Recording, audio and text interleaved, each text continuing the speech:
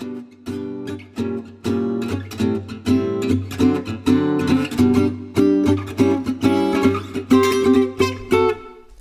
welcome to the New Schools.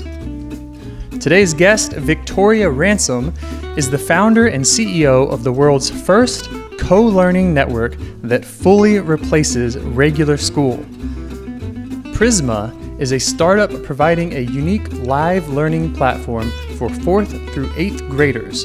It is learner-centric, self-paced, outcomes-driven, interdisciplinary, and hands-on. Beyond the reading, writing, and arithmetic, learners also enjoy clubs, service learning, family events, and more. Victoria is a homeschooling mother and lifelong entrepreneur. Before founding Prisma, she was the founder and CEO of Wildfire, a social marketing software company which she led to profitability in just 1 year and built to over 400 employees. Wildfire was acquired by Google in 2012 for $450 million. Victoria continued to lead Wildfire and later Google Express, their home delivery service. Victoria has an MBA from Harvard. She was named a Young Global Leader by the World Economic Forum, appeared on Fortune magazine's 40 Under 40, and was recognized by Barack Obama for her contributions to entrepreneurship. A quick note, if you are interested in applying to join Prisma, they are currently accepting applicants, but the deadline is August 6th. That's right around the corner, so head to joinprisma.com for more information.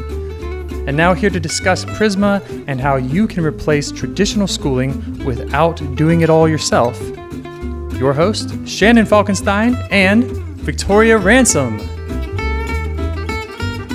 Hello, Victoria Ransom, and thank you so much for being here today on the New Schools podcast. It's my pleasure to be here. Thank you for having me. You're welcome. Yeah, I can't wait to learn more about Prisma. Since we started the podcast, I've had the wonderful opportunity of talking to other founders and leaders of online schools. So I can't wait to hear more all about Prisma. So tell us, what's it all about? Right. So we are a full-time solution for 4th through 8th graders who learn from home. But we are very different from traditional homeschooling in that we put together a cohort of kids that engage together every single day and really form very strong bonds. We also provide our kids with coaches who get to know each kid very, very well, get to know what makes them tick, what makes them really shine, and really help them achieve their best. And we have a comprehensive curriculum that's project-based, that's very interdisciplinary, and that very much lets kids move at their own pace.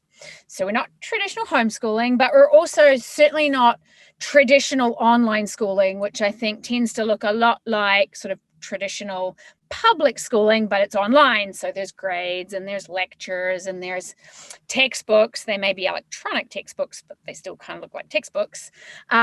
We are certainly not like that because we provide a lot of choice for kids. We provide a lot of freedom to move at their own pace. We're very much interdisciplinary, hands-on, very holistic approach. So academics are very important, but equally important is the development of just a broad range of skills that kids will need to thrive in the world that they're heading into. Communication and collaboration and creativity and critical thinking, and to name a few.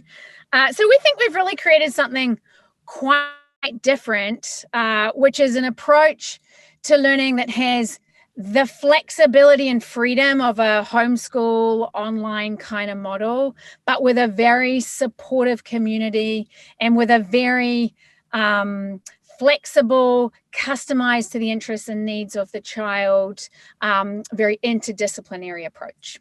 I love that. That sounds fantastic. So tell us a little bit, how did this get started? Was this COVID related? Did you start before COVID? Right. We did start before COVID, although COVID sort of provided us with the spark to say, with the kick in the pants to say, okay, let's do it now. Enough thinking. We really spent a good 2 years researching and planning for Prisma, thinking about it, and then we very rapidly got it off the ground. I'll tell you more about that. But, the impetus for Prisma really was our own children. My husband and I have 3 children. They're still young. The oldest will be 7 soon.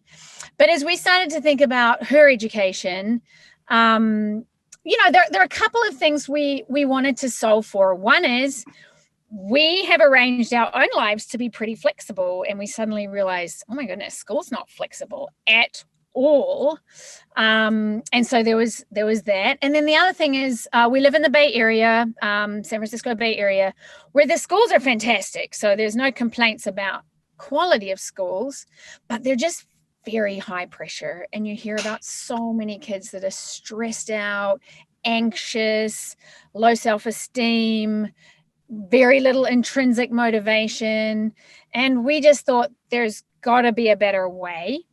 And that led us on a long journey to just learn about different models of education. Acton Academy was one that inspired us. Homeschooling, self-directed learning, unschooling. And then, there's a variety of just really innovative schools around the world that we got really inspired by. But we really, and so we started to sort of crystallize some ideas about what we think is a great approach to education. And it involves a lot of choice, like I've said, and allowing kids to move at their own pace, and really a holistic approach that develops a full range of skills that kids will need to thrive in adulthood. But as we sort of started to think about this, we noticed there are many innovative sort of schools here and there in different communities. Like there's a little, independent school here that's pretty innovative, or another one here, but that generally most people don't have access to that more progressive approach to education. So we were really curious to know, could we deliver this approach to education in an online format where, if it works, it could scale more rapidly and be more affordable? So we did, like I said, a good 2 years of researching and thinking. And then in March of 2020, we said, if there was ever a time to test a model like this, it's now. And so we scrambled to put together a team and launch a school in September. And we did. And I'm happy to tell you more about it. But the bottom line is, it could have gone badly wrong, but it's actually gone beautifully well. Not to say we can't learn and improve, of course we can, but it's just in terms of our core goals of getting kids to love learning and having them develop in a holistic way, we really couldn't be more pleased with how it's gone so far. Wow, I love that. And I have so many questions. So you said interdisciplinary twice when you were doing the kind of the pitch. Yeah. And so tell me more, I'm so curious, because we've all seen online schooling done in a variety of ways this year, right? And even at Acton, we are just like you, loving to learn, intrinsic motivation, Montessori based, it's all about, following your passions and the 5 C's and everything, right? Self-paced core skills, and it's phenomenal. But when we moved to online, I believe we were able to preserve a lot of that, but there's still this in-person experience, where we found that our students, they didn't all stay as connected emotionally as we are obviously in the studios together in person. Yeah. So how are you able to bring that magic? Yeah. It's a great question. And I think one of the things that made us nervous when we started Prisma was, will these kids bond? Will they form a sense of community? Will they be excited to show up every day?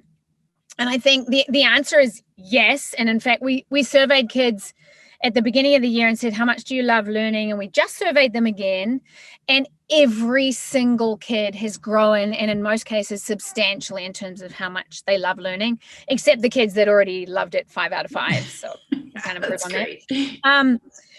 I think it's a few things. One is when we do get the kids together, so for live experiences, we are very focused on making it super engaging and super collaborative. So it's if we're going to require or request that these kids show up, let's make sure it's really worth their time. And so it's a lot about working together to solve real world challenges, discussion, collaboration, sharing ideas. So I think, making our live experiences just really engaging, I think has helped kids to get really excited about showing up to Prisma each day. In terms of creating a community, we've just found a lot of different ways to get these kids to really share and engage. So the synchronous day at Prisma begins with a stand-up, which is the same group of kids and their coach meeting every day to just build community, have fun together, share, play games sometimes. There's a lot of impromptu things that happen. Like recently, one of the cohorts decided they're going to do a talent show together. And then there's a variety of other ways that the kids get to know each other. There's clubs, there's a student community where they're chatting back and forth. We've found that, I guess, these are kids that were not previously together in a building, like the case with Acton, where they then went online. These are kids that only got to know each other online. And for them, I think, particularly some of them that are coming from more traditional schools, I think it's just been a wonderful breath of fresh air. And we've really managed to build a very strong, supportive community. So yeah, we've been thrilled by both how much kids are enjoying Prisma and by how many of them say, I've really developed a close friendship or several close friendships. I really feel supported by this community. And I think it's, part of it is because we had the luxury of building this. It was always going to be an online model. So we got to develop everything around that concept that it will be online. Where I think for schools that were offline and then they had to try to make it online, that's a much harder shift to make. It sounds like Acton did it far better than most schools, but I think for many schools, just trying to take the offline model and on a dime turn it into an online experience is much harder than when you can start from a blank slate and say the format will be an online model, and how do you make it really engaging and really exciting? For sure. Yeah. We found like traditional schools tried to, or I like to call them conventional schools, because traditional, somebody I can't remember who pointed this out, like traditional is like indigenous, right? Like, like handed down over generations. So now I always use conventional. I invite you to adopt that just because I'm always like spreading that word. So I found that conventional schools, like they just all of a sudden tried to do what they were doing in school online, and kids were like dying of boredom, as you would be on a Zoom call for 8 hours a day. And so we just had like check-ins, and then during the day it was like check-in, game, this is the challenge, go, and then they would go and do the challenge and then come back and present what they had done or do a reflection or feedback or discussion or something. And that was a good setup. How are you guys doing it like that? Or are they online connected all day? Like what's the kind of schedule like? Yeah, no, they're certainly not connected online all day. We basically have three main components to our curriculum or our model, which is our live experiences. And those are sort of at a minimum, it's 90 minutes a day. So it's half an hour stand up and then a 1 hour workshop. And like I said, the workshops they're not lectures. They're not even based on one specific subject. They're based much more on, there's a debate and discuss workshop or a Socratic discussion workshop or a team challenge workshop or a creativity workshop. And then on top of that, we do have another, quite a few optional workshops that kids could choose to join if they want to do more each day. So we have book club and we have a math club where the kids get to solve really fun math problems together with the help of a coach, and we have different student run clubs. So there's the opportunity for more than 90 minutes a day live, but that's up to the kids. And then the other two components of what we do is our project-based learning. And happy to tell you more about how that works, but that's very interdisciplinary, very hands-on. Kids get a lot of choice about what they do. And our independent learning routines, which is basically a custom plan for each kid based on where they might have academic sort of needs or gaps and where their particular interests lie. So one kid might have a learning plan that has some coding in it because they really want to learn to code, and a little bit more grammar ELA practice because they need that. Another kid might have some creative writing in there because they're super passionate about that, and some pleasure reading. And so the independent learning routines and the projects, the kids are working on those throughout the day, and we literally design a custom schedule for each kid. So the stand-ups all happen at the same time, and that's at 10 a.m. Pacific or 10 a.m. Eastern. And our workshops are scheduled, and within that, we fit in the project-based learning and the independent learning routines based on the needs of the kids. So some of our kids are early birds and they want to get started early in the day and finish early. Some of our older kids want to sleep in and they start a little later. Some kids have other extracurriculars they're going to. And so there's no one day that's the same for any given kid, but there are sort of these live pieces in each day that the kids are all showing up for. And then we fit the asynchronous work in between that, basically. Wow, fantastic. Give us like 3 examples of amazing hands-on projects. Oh, sure. Well, let me start by saying that at a higher level that we operate in 6-week cycles with themes. So basically there's 6-week cycles. There's an overarching theme that the kids get to have a voice in the theme. We try to make them relevant, exciting, and broad enough that there's still a lot of flexibility within that. And then every 6-week cycle ends with an expo day where the whole Prisma community and parents and sometimes grandparents show up for the kids to present. So Prisma kids are getting really good at presenting and public speaking. And so some of the themes we've had include cities of the future. We had a cyber citizens theme where kids really learned how to leverage the internet for good in their lives and sort of avoid some of the pitfalls. We had a hidden histories theme, which was all about looking at US history from the perspective of sort of voices and stories that the kids might not have heard before and applying them to what they see today.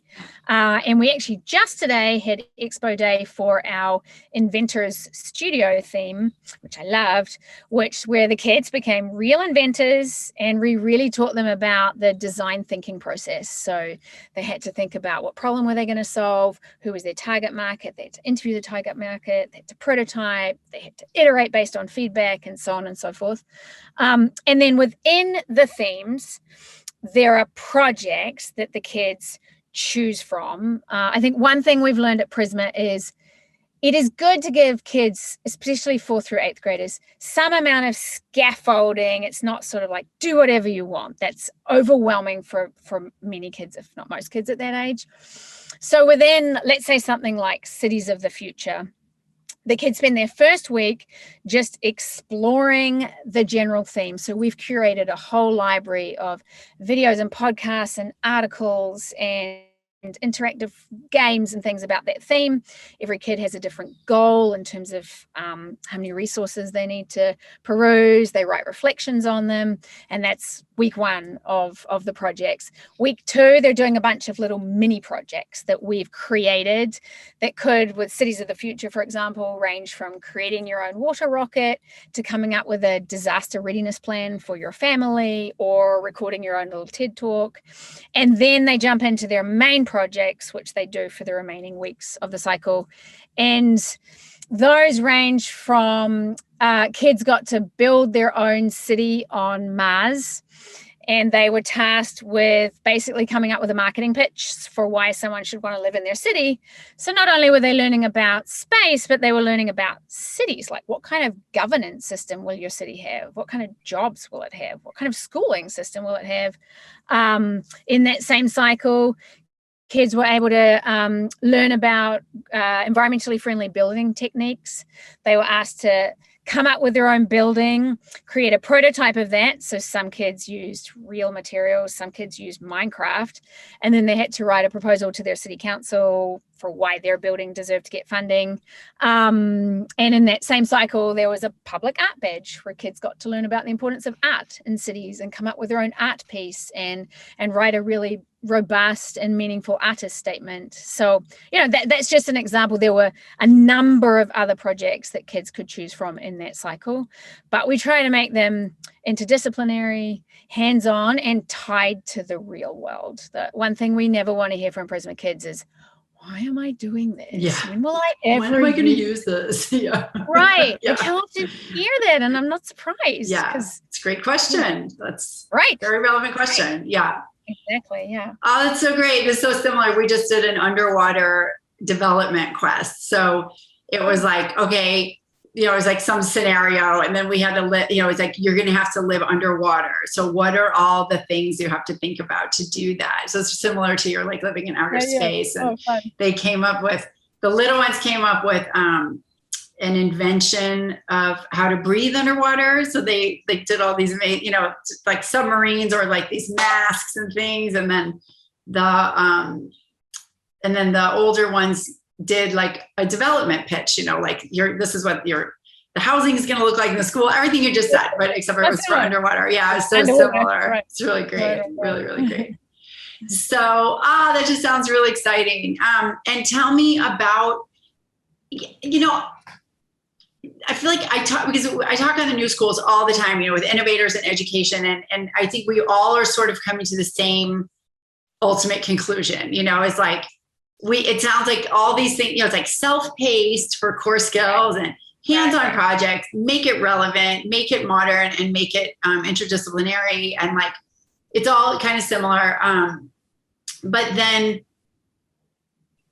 I love to ask now about like, what is your kind of prediction about where all this is going? Like I talked to Crispin Frank the other day from Synthesis, and I want to get into that too. I know that you guys were doing some early stuff with them about how it's like a lot of learning is going to move online, but then there's still like the physical body, right? And like social interaction that needs to happen also in the real world. So like, what is this kind of like, where are we going? Like, what's your kind of, when you think about the macro and the long term, like, what do you think about?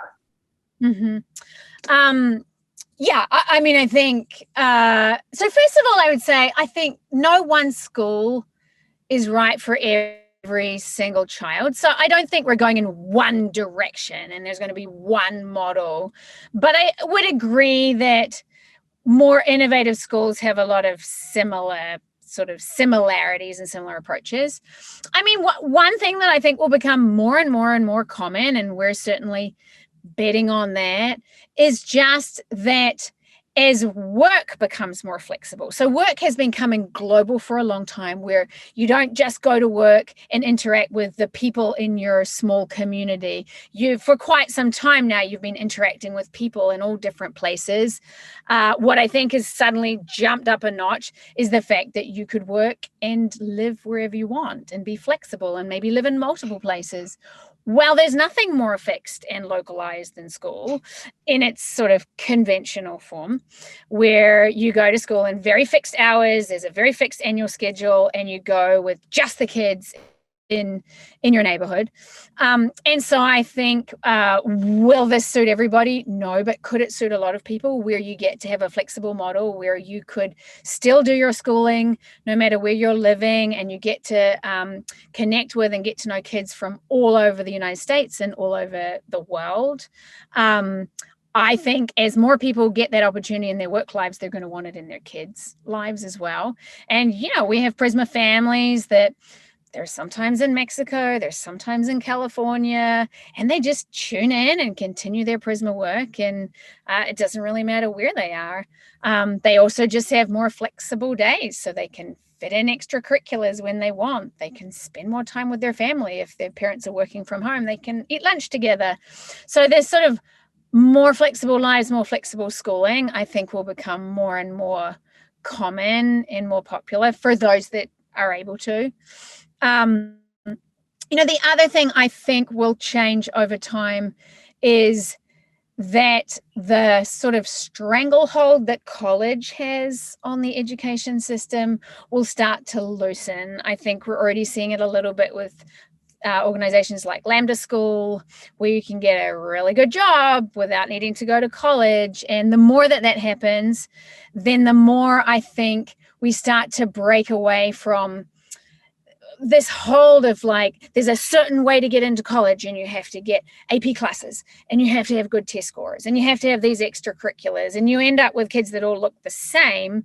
That, you know, the ability to take more alternative paths in your education, and frankly, to just get back to what I think education should be all about, but we've lost sight of it, which is preparing kids to thrive in their adult lives and to contribute to the world. It's not to get good test scores. That's a byproduct. It's not to get into college. That's a byproduct. Ultimately, we want to just prepare kids to thrive. That I think as things change in terms of the college landscape or university landscape, that's going to have a flow down effect in terms of what we see in K-12 education. Oh, I love what you just said about preparing kids to thrive. And what did you say? To thrive and to like bring value to the world. Contribute. I think I say thrive and to contribute. And to contribute. Yes. And not even like such the focus. I feel like the focus of that, like this mad like prep for going to the best school is like also just all about like monetary success, right? And like ego success. Yeah. And we've kind of lost sight, like you said, of like what do we really want our children's life, like what significance do we want their lives to have in the end of the day? And I love that that's like your driving motivation. Absolutely. And I also love that you're talking about, I have not thought about it from that perspective. I've thought about the parents' perspective, about how work is changing so much. And so now school has to change to meet that, because I've often been thinking of the driver as being, you know, the students going back to school and being like, why are we doing it like this? Why do I have to ask to go to the bathroom? And the change kind of coming from them. But thinking of parents as still being kind of hamstrung by that, like, I have to work, you know, we're both working jobs and we don't really have time to like rethink education right now, so that K-12 might stay the same. But I love what you're saying, that the parents' work would be a driver, because we need some driver to make this change happen.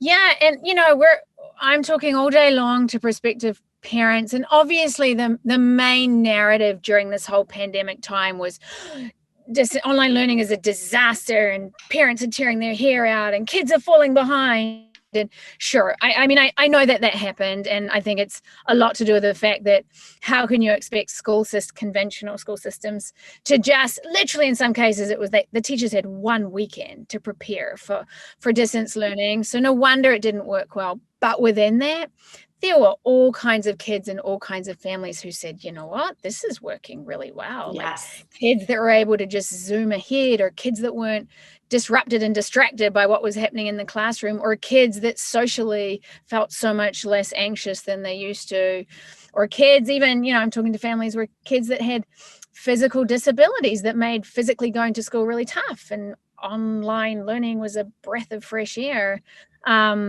So yeah, there is a large and meaningful set of families whose voices I don't think got heard very much, who said, like, this has opened our eyes up. The other thing I think that happened is this whole distance learning thing enabled parents to have a much better idea of what was going on in their kids' school. Yes. Yeah. I think it's kind of like, it was this sort of vague thing, like, yeah, my kid seems to be on track. And you ask your kid, how was school? They're like, fine. So parents didn't really have a good sense. And I've spoken to a lot of parents that said, I listened in on my kids' classes, and I thought, like in some cases, private school, they're like, why am I paying for this? I'm not going to pay for this anymore. Or just realizing that, you know, now that they see what's under the hood, it's not what they want for their child. And obviously that's not all families, but there's a lot of families, I think, who discovered that through this whole past year.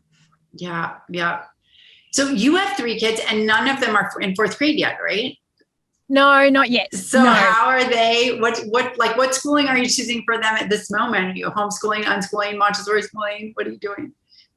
Homeschooling. Nice. We've kind of created like what Prisma is, but not in a virtual format, because we do think that there is a limit to how young you can go and have a more virtual experience really, really work. I think for 5-year-olds, this sort of model is probably not the best model. We're finding that it works very well for fourth graders, and we've even had some third graders in the program, and they've done very well too. So we've probably gone younger than we might have thought initially would work.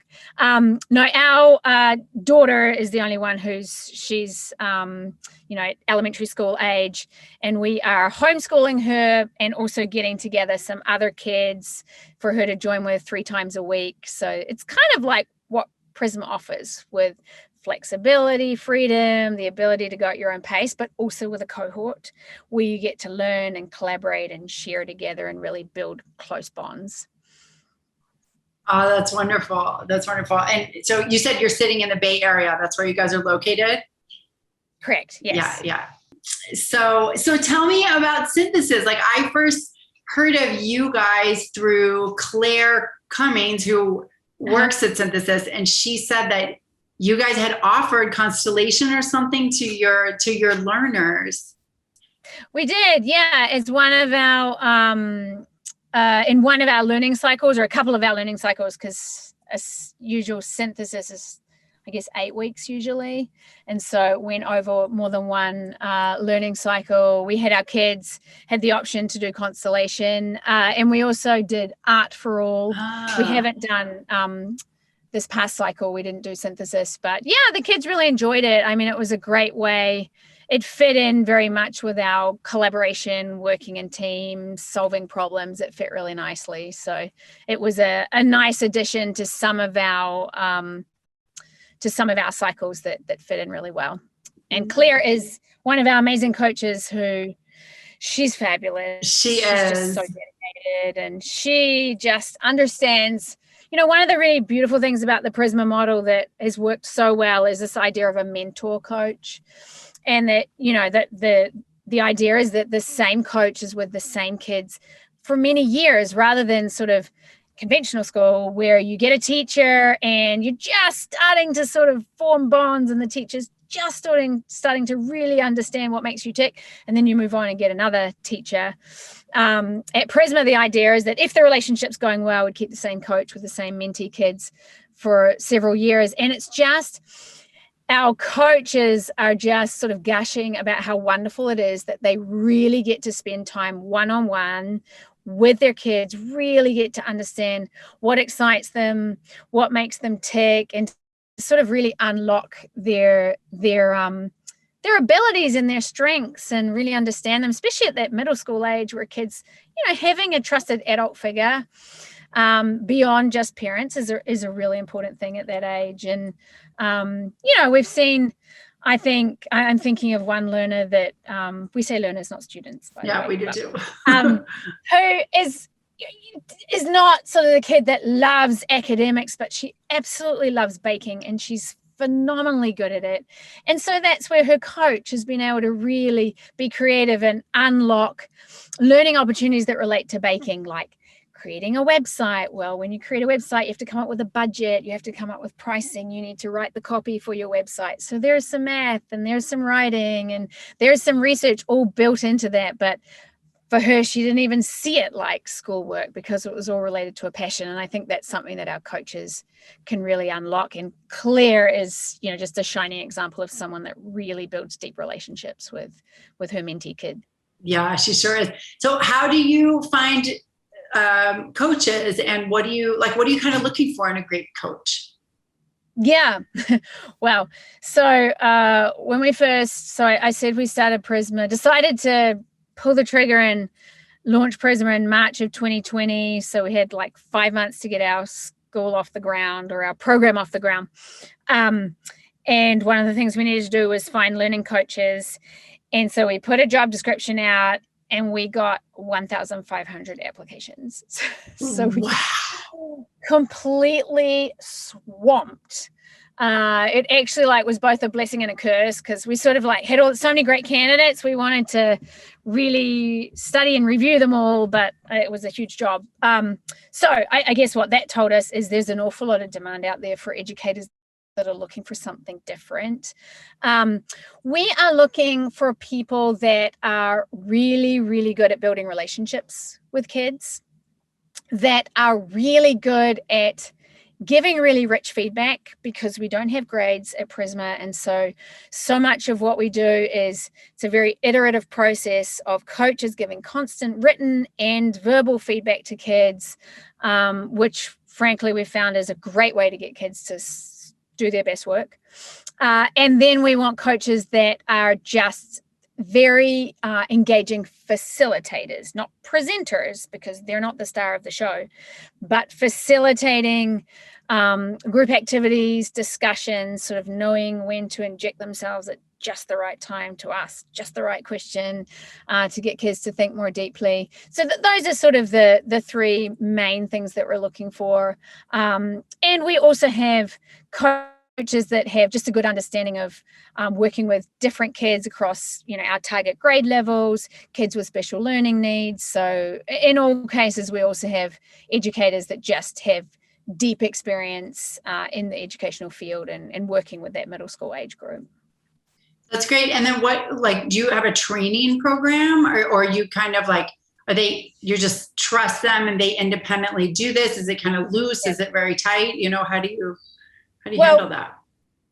We do, but with the caveat that we are only 1 year old. So I would say we have a training program and it will get much, much, much better over time. But yeah, before we hired coaches, we had them come in and do some demo workshops. And so we got to see them in action. And then we do a lot of collaboration of coaches visiting each other's workshops and giving feedback, looking at the feedback, the written feedback that they're giving to kids and learning from each other. We had our original coaches that came in, and I would say, to be perfectly honest, we didn't have a huge training program for them because we were just running as fast as we could to even learn. Totally get it. Yes. And then we had some new coaches join right after Christmas, and our existing coaches were able to really support the new coaches in terms of getting them up to speed. And then we're going to be hiring new coaches for next year, and I think we will have something that looks more like an official training program at that point.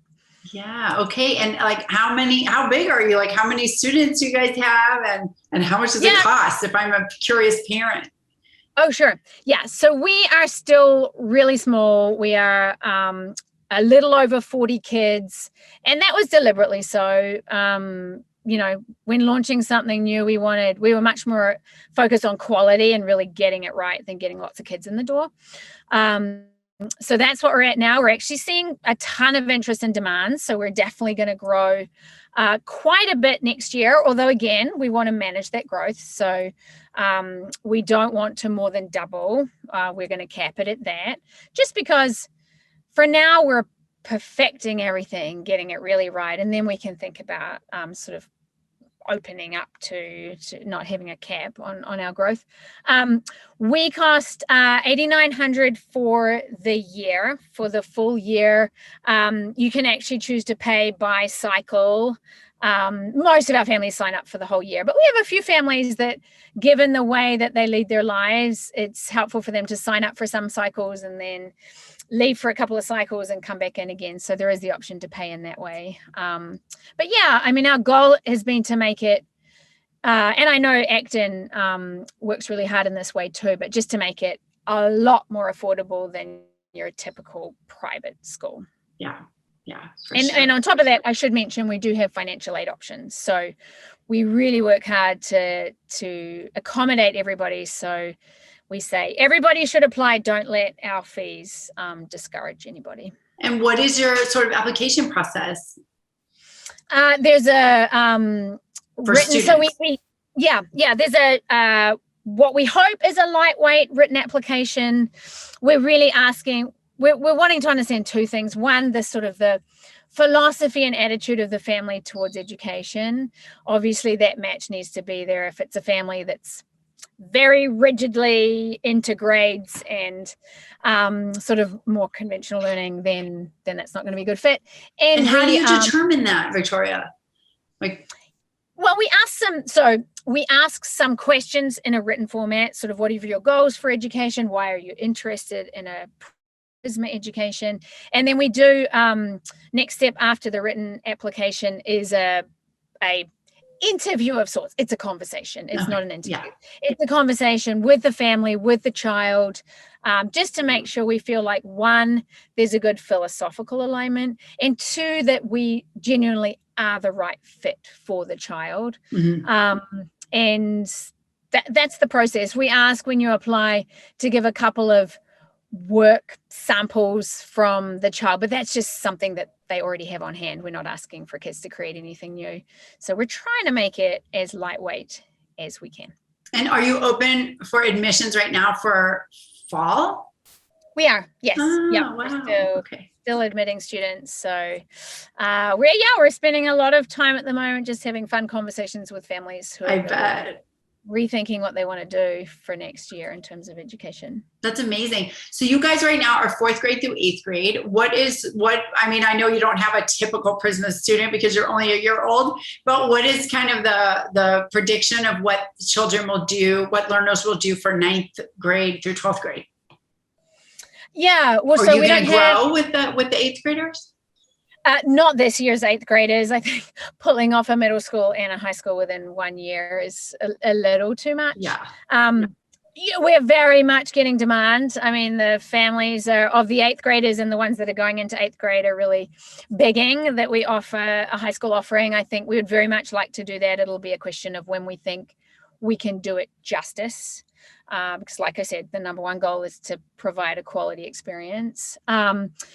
For this year's 8th graders, we have some that are going on to other online options, some that are going back to the local public school, and some that are going to, pretty competitive private schools. And so we were really pleased to see that sort of the package or the portfolio we could put together for kids to apply to competitive private schools was compelling because they got accepted.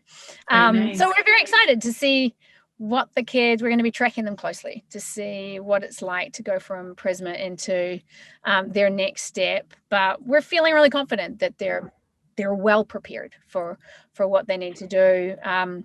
We've actually seen pretty remarkable academic growth in the kids. We have, we do some testing. It's very sort of low stakes. There's no time limit, but we do want to make sure that we are seeing the growth that we need to see. And we saw our kids grew 175% in reading and I think 152% of expected growth in math. So, we were pleased that whilst our main focus was to make sure kids really love learning and grow holistically, as we hypothesized, if kids are excited about what they're doing, they will grow academically as well. And they did. So we're confident the high schoolers will be well prepared.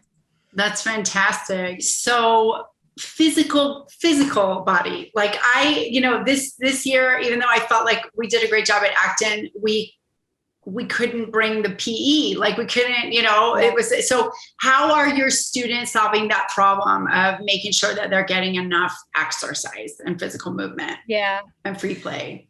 That's a really great question. And at the end of the day, there's pros and cons to a more virtual model, and, PE in sports is a hard one to beautifully solve in a virtual model. Having said that, we have experimented with some virtual exercise. So we've had some instructors come in and teach dance and teach workouts, and the kids really got into it and it went pretty well. So it's not that it's not solvable. The other thing we've done, particularly as the risk of COVID has subsided or declined in the US at least, is we've, for some of our kids where we have clusters of kids, we've organized in-person get-togethers, and they've all tended to be very physical in nature. So getting kids together for a nature program, getting kids together for sports. And so I think that's something we're excited about, the fact that COVID subsiding and vaccines and all of that will hopefully enable extracurricular activities to really open up again. And we very much encourage Prisma families to make sure that their kids are enrolled in extracurriculars where they can get to interact face-to-face with kids and where they can get to be more physical. So to some extent, I feel like the lack of opportunities for physical activities was not really a Prisma thing. Mm-hmm. It was It's a a COVID COVID thing. thing.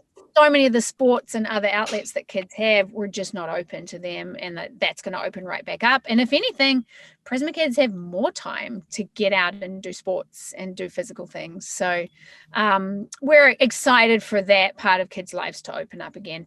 In the meantime, we tested out, like I said, virtual workouts, virtual dance, and the kids really got into it. That's cool. That's cool. Yeah, we did a lot of that too.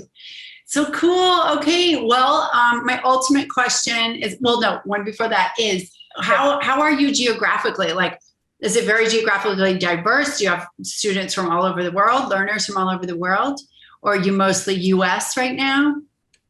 It is mostly US. We do have, because we're operating in US time zones. Mm-hmm. So, and we've tended to do any marketing that we've done has been in the US so far.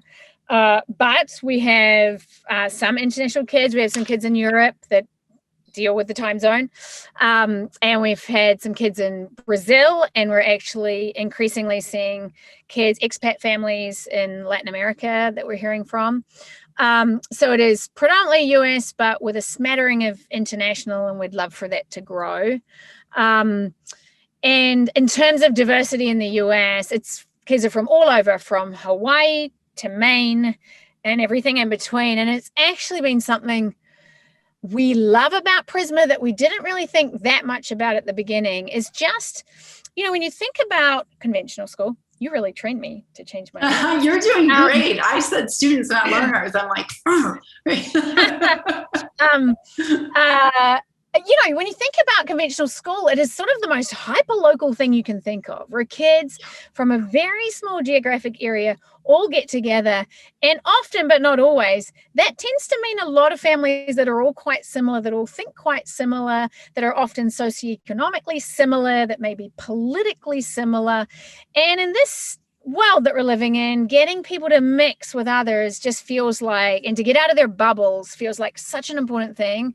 And so it has been really wonderful having kids from all over the world, but particularly all over the US, who are getting together every day and able to share, what they're seeing and what it's like where they live. And particularly around the time of the election, we had kids in Florida were talking about how they were being bombarded with political ads, and this is what they're seeing. And the kids in California are like, I've never seen an ad before. And, just that ability to share different perspectives from kids from all different parts of the country and different socioeconomic groups and different backgrounds has just been really wonderful. And we can't wait until it's even sort of more more globally diverse.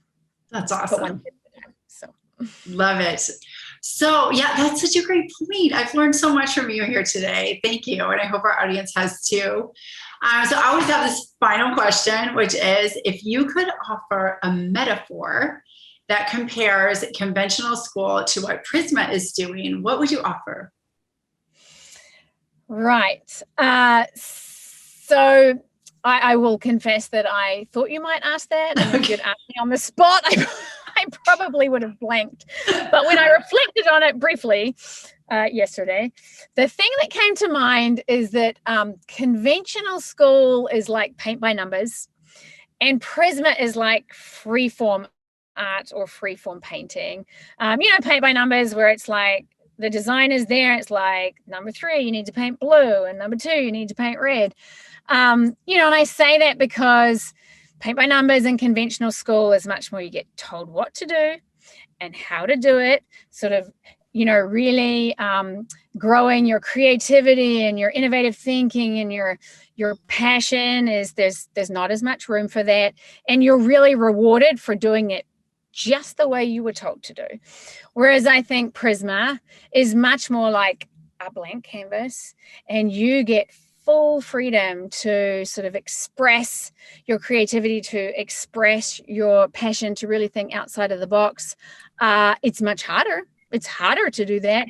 But I also think it is far more memorable, far more meaningful, and you learn a whole lot more when you are just given more freedom to really explore what you're interested in and what you believe in.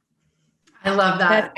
That's a great one. That's even a visual one. Like I could make a visual out of that. That's really cool. Oh, it's been wonderful talking to you here today. I'm sure our audience has learned a lot, and I'm sure they're going to check out Prisma. We'll have all the connections in the show notes, but if someone wants to go right now and learn about Prisma, what is the URL they should go to? It is joinprisma.com. Joinprisma.com. They can sign up. We're doing info sessions right now. So if you want to get on with one of the team and we can answer all your questions and show you more about what we do, we'd love to do that. That's great. I love how it's not just the web address, but it's also a call to action. Right. It's cool. Did you come up with that? I don't remember if it was me or my husband, but somewhere along the way. Like finding a URL that you don't have to put a word in front of nowadays is almost impossible. That's true. And do you guys work together, you and your husband? We do. Oh, yeah. So it's a family project. Yeah, we've been entrepreneurs together for a long time. This is like our third or fourth business together. So, yeah. That's amazing. Yeah, my husband and I are both entrepreneurs also, and we're very involved in each other's businesses, but we're not officially working together. You know what I mean? So, but that's all we ever talk about is the brewery and the school, and the kids are all involved in everything. And it's fun. It's a fun journey to be an entrepreneurial family. I agree. It's like you say, sometimes you end up saying let's not talk about it right now. But mostly it adds really rich dynamics to the family. Yeah. I hope so. I hope my kids are soaking all that up. And do you do entrepreneurship projects at Prisma too? Yes. Yeah. In fact, that will specifically be one of the cycles that we're doing next year. Nice. One of the fun things you might consider is that prior to starting Acton, Jeff and Laura Sandifer started the children's business fairs, and it's a whole curriculum. So that could be a fun thing that Prismas could join their local children's business fairs, because they could actually, you know what I mean, in real life, go out and join those business fairs wherever they live. So that could be that's a nice idea. Real world connection. There are some active academies in the areas where our kids are, I know. So yeah, that's a nice idea. Thank you. Cool. Great. Well, awesome talking to you. Thank you so much for all the learning. And we wish you the best of luck. Yeah, thank you very much. It was a pleasure to connect with you. Thank you, Victoria. Take care. Bye. Bye. Thanks for listening to the New Schools podcast. Tell a friend. Previous episodes and show notes, including any books or websites our guests recommend, can be found at thenewschools.com. If you're a parent who is looking for a new school for your family, send us a message. We would love to help. We can answer questions, share the resources we have, and help you get in touch with people in your area who are on the same path, determined to provide their kids with the best education. It's wildly important work. Thank you for doing it, and we'll see you next time.